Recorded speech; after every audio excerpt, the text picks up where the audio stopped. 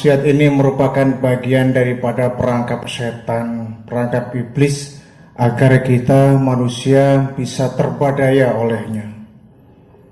Berapa banyak tempat maksiat yang selalu memanjakan mata kita, menggoda mata kita, sehingga di sana kita butuh kekuatan iman agar kita bisa terselamatkan dan tidak tergelincir tempat-tempat yang penuh kemaksiatan itu. Karena sekali kita melangkahkan kaki menuju ke tempat maksiat, maka kita akan dapat rusaklah iman kita, rusak nilai pahala kita. Hati-hati, karena anggota tubuh kita pun di sana ternyata banyak sekali potensi-potensi yang ada yang bisa menyebabkan kita terjebak kepada perbuatan maksiat.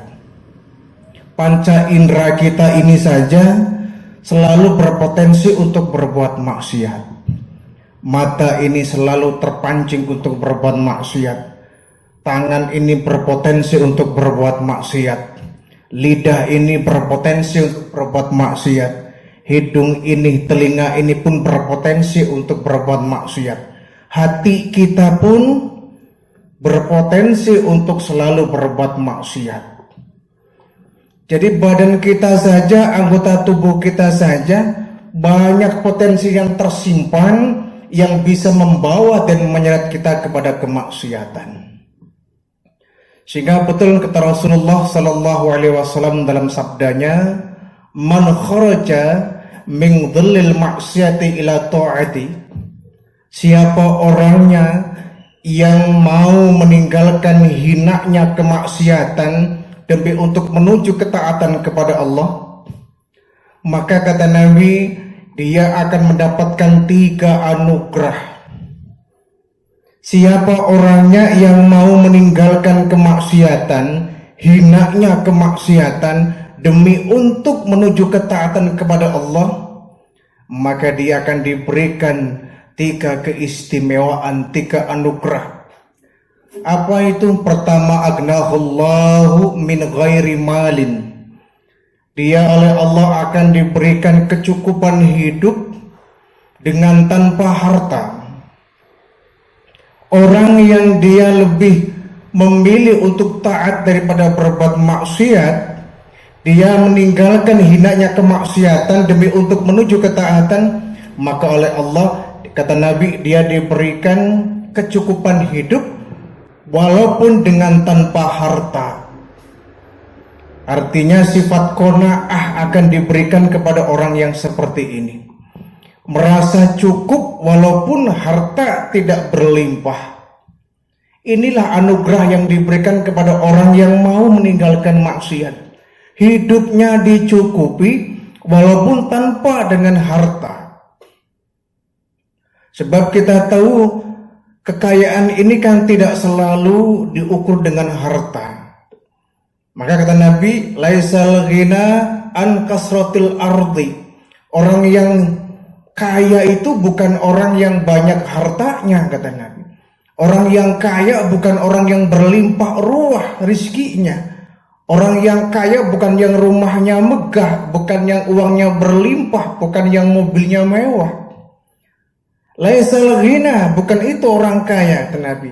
Laisal ghina ghina nafsi. Tetapi sesungguhnya orang yang kaya adalah orang yang kaya hati. Inilah sumber kekayaan yang abadi. Kita bisa merasakan nikmatnya hidup ini walaupun dengan keterbatasan ekonomi. Dan sekali lagi, harta, uang tidak menjamin orang akan menjadi kaya. Kaya hati ya. Tidak menjamin orang bisa bahagia. Harta tidak bisa menjamin orang hidup senang. Jabatan tidak menjamin orang hidup gembira. Berapa banyak orang yang kaya, uangnya berlimpah, rumahnya mewah, mobilnya pun megah, uang berlimpah ruah, bahkan popularitasnya semakin dikenal orang, tapi hidupnya selalu merasa kurang. Berapa banyak orang yang kaya, rumahnya mewah, rezeki berlimpah, tapi merasa kurang. Dia bukan orang kaya, karena dia merasa kurang. Dia masih merasa kurang. Siapapun orang yang merasa kurang, maka dia masih miskin walaupun dia secara kasat mata, secara pandangan umum dia orang kaya. Nah, inilah keistimewaan yang diberikan kepada orang yang mau meninggalkan maksiat untuk menuju ketaatan. Aqdallahu min ghairi malin. Dia oleh Allah diberikan kecukupan walau bukan dengan harta. Kecukupan dalam hal harta ini memang sifatnya relatif ya. Relatif. Kita kadang-kadang mengukur yang namanya senang itu selalu dengan uang. Memang betul yang namanya hidup ini tidak bisa terlepas dari materi. Kan begitu. Karena orang-orang bilang uang bukan segala-galanya. Walaupun segala-galanya membutuhkan uang. Itu ada moto seperti itu. Memang betul. Uang bukan segala-galanya, walaupun segala-galanya butuh uang. Kenapa? Orang yang bahagia tidak selalu diukur dengan uang. Orang bisa meraih kegembiraan, kesenangan, kenyamanan hidup tidak selalu dengan menggunakan uang. Maka untuk meraih ini kita harus mau meninggalkan dunia kemaksiatan demi untuk menuju ketaatan kepada Allah Subhanahu wa ta'ala. Inilah yang menjadi proyek utama kita. Karena kita memang selalu dikelilingi oleh kemanusiaan dunia yang memang disitulah jebakan iblis dan syaitan. Dibuatnya kita tidak berdaya dengan urusan dunia. Dibuatnya kita tidak berdaya dengan indahnya dunia. Sehingga kita kemudian terangsang untuk berbuat tidak taat kepada Allah. Kita lebih banyak memilih kepentingan dunia daripada kepentingan akhirat. Kita lebih membela urusan dunia daripada urusan akhirat. Kita lebih menjunjung tinggi urusan dunia daripada urusan akhirat. Padahal walal akhiratu khairu laka minal ula. Bahwa seindah-indahnya dunia tetap akhirat lebih utama daripada dunia. Jadi dunia ini hanya sekedar kita untuk berhenti sebentar, halte kalau jalan raya ini. Jadi jangan sampai kita hidup di dunia yang sebentar ini hanya untuk berfoya-foya dengan bermaksiat. Memang anggota badan kita ini cukup berat kalau harus kita pelihara dari perbuatan maksiat. Ya memang yang namanya maksiat ini tidak harus berbentuk minuman keras ya. Maksiat ini tidak selalu bentuknya judi. Maksiat ini tidak selalu bentuknya pelacuran ya. Ada maksiat-maksiat yang tidak kita terasa, yang kita lakukan setiap hari, setiap waktu. Mata kita melihat hal-hal yang haram, kita sudah bermaksiat, maksiat mata. Melirik kepada perempuan cantik yang bukan yang dihalalkan oleh Allah, itu kan perbuatan maksiat, maksiat mata. Lidah ini selalu menggunjing orang, menceritakan kejelekan orang, itu maksiat lidah. Telinga ini gemar mendengarkan gosip-gosip hoax. Kita sedang bermaksiat menggunakan telinga ini. Tangan kita berapa kali melakukan perbuatan kezoliman, mencuri, mengambil hak orang lain, mengambil yang bukan hak kita, itu kemaksiatan dalam bentuk tangan.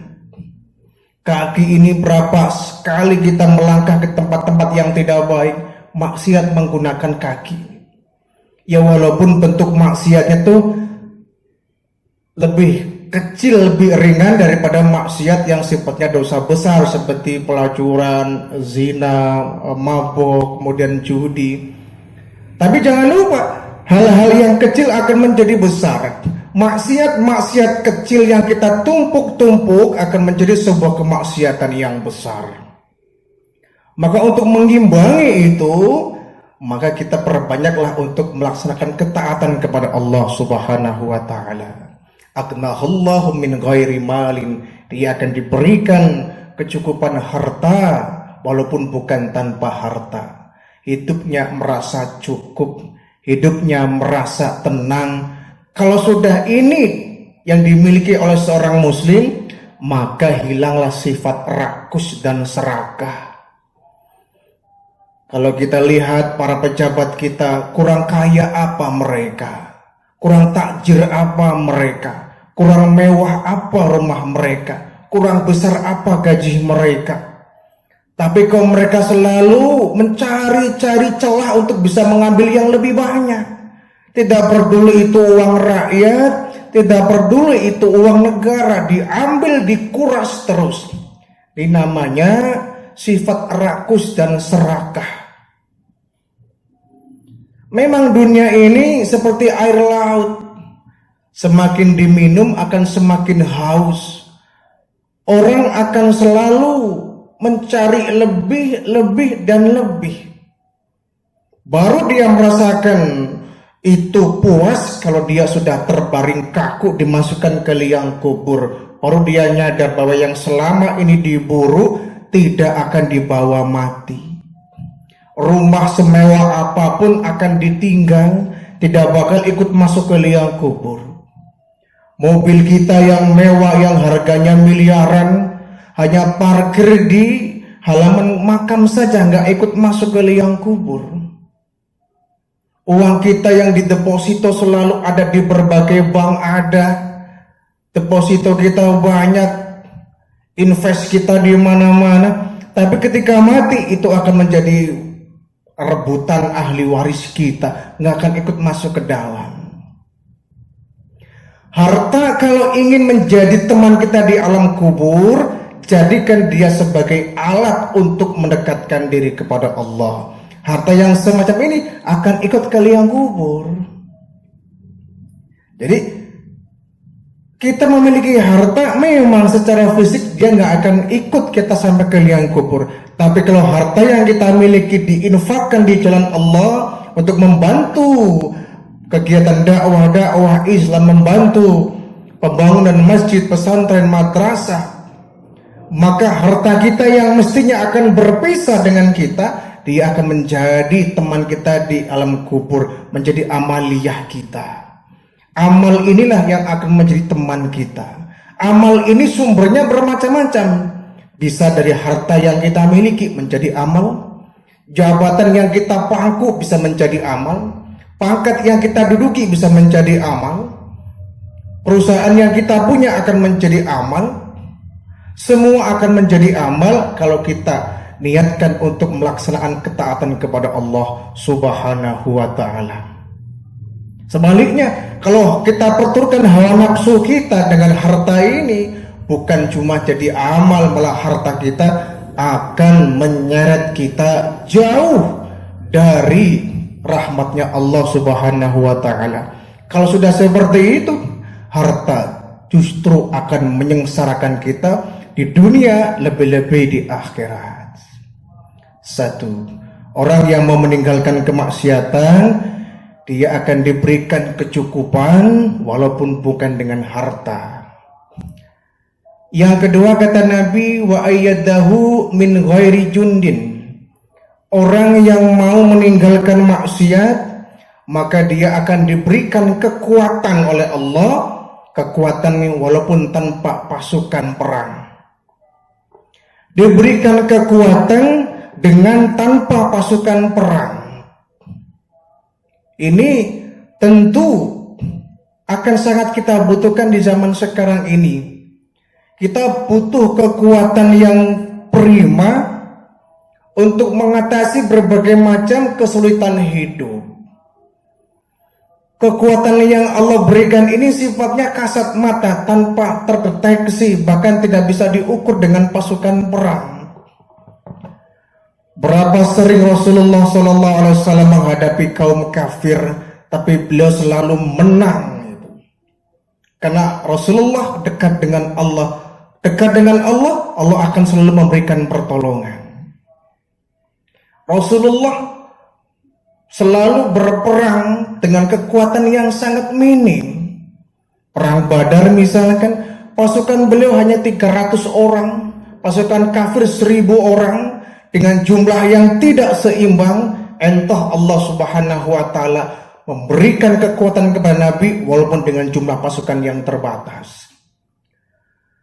Secara spesifik Allah akan memberikan kekuatan kepada seseorang kalau dia mau meninggalkan kemaksiatan yang pernah dia lakukan, dia Allah diberikan kekuatan yang lebih dari sekedar pasukan perang. Artinya pertolongan Allah selalu datang. Kalau Allah sudah campur tangan menghadapi kita, Allah campur tangan terhadap persoalan kita, persoalan mana yang akan tak mampu kita selesaikan?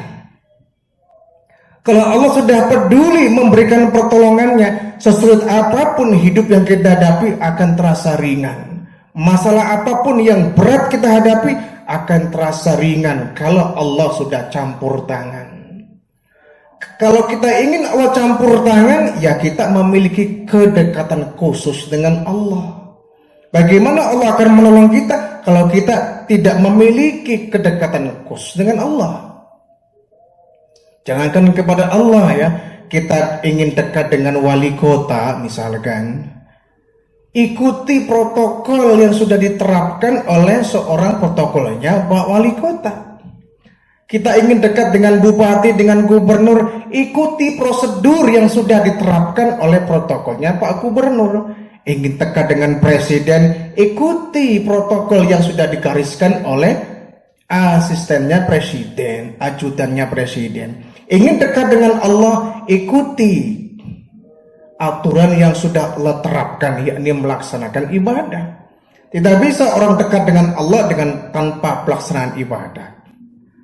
Kalau sudah kita dekat dengan Allah, maka pertolongan akan selalu datang walaupun dengan tanpa pasukan perang.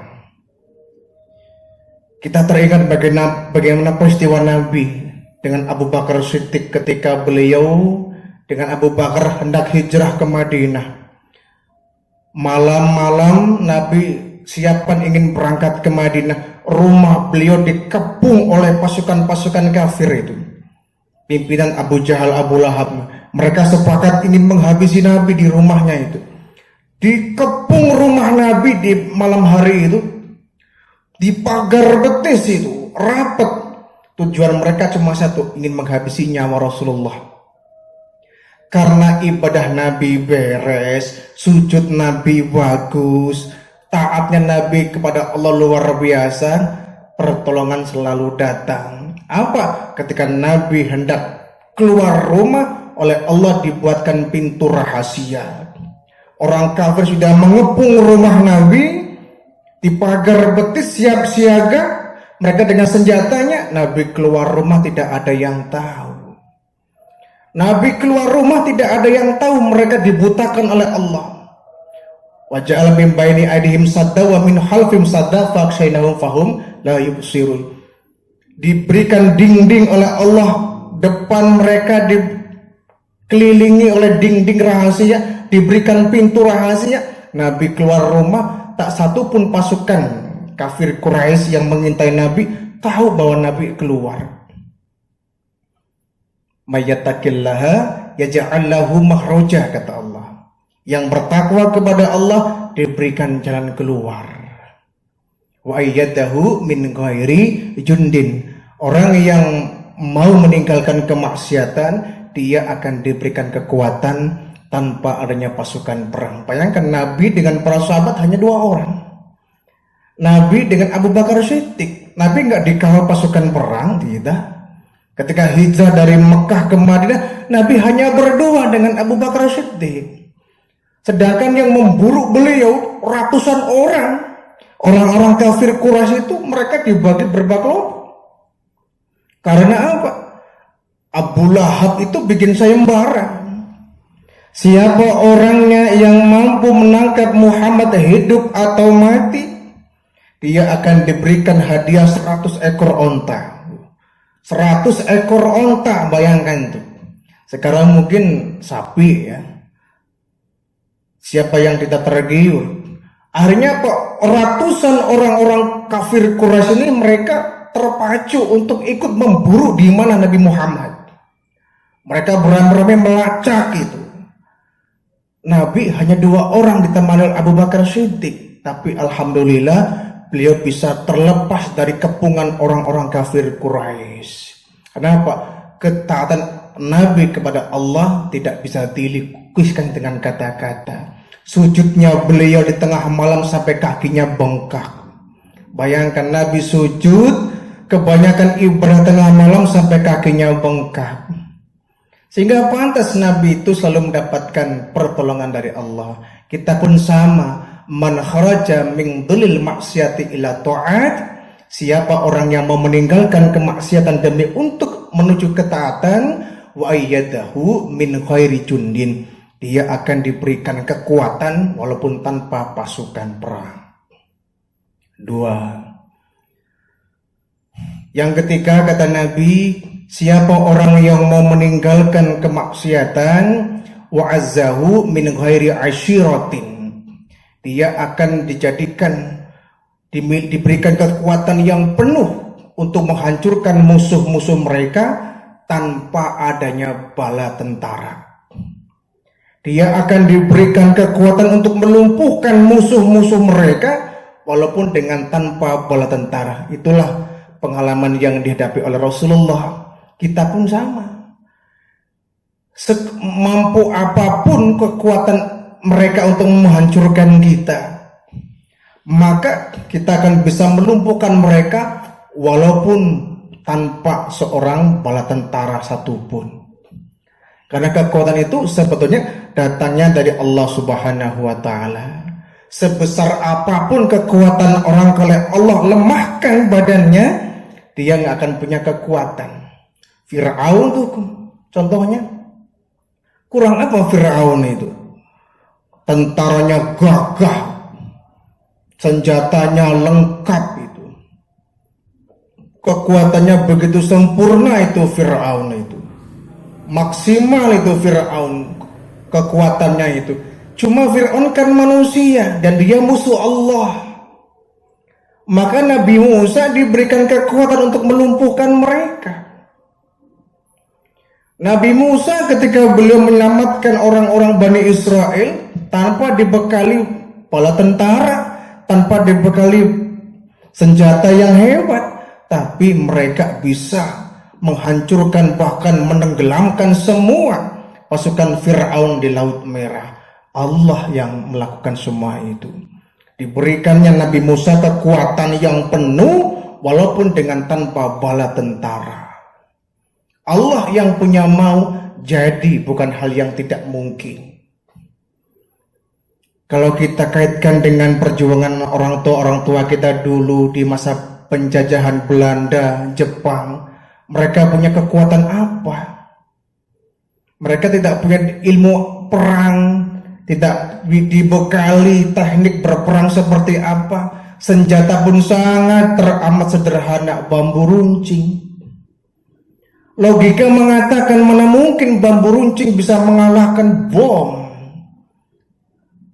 Mana mungkin bambu runcing bisa melumpuhkan senjata tank canggih punya Belanda dan Jepang.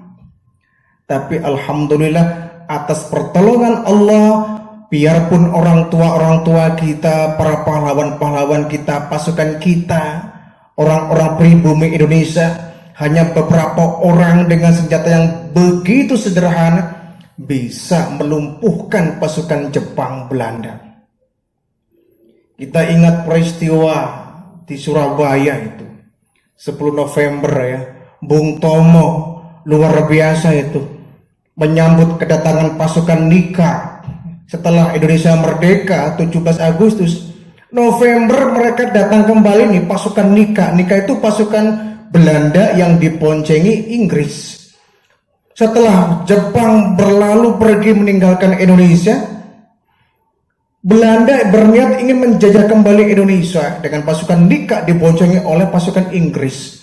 Bung Tomo dengan teriakan Allahu Akbar, Allahu Akbar, Allahu Akbar dengan kekuatan yang sangat minim. Tapi alhamdulillah dengan kekuatan Allahu Akbar, Bung Tomo sanggup mengusir pasukan Nika yang waktu itu akan menguasai kota Surabaya. Peristiwa 10 November itu hari pahlawan kita peringati. azzahu min ghairi asyiratin, diberikan kekuatan untuk melumpuhkan pasukan-pasukan musuh walaupun tanpa bala tentara yang hebat. Karena semua Allah yang memberikan pertolongan. Kalau Allah yang sudah memberikan pertolongan, sesuatu yang tidak mungkin bisa menjadi mungkin.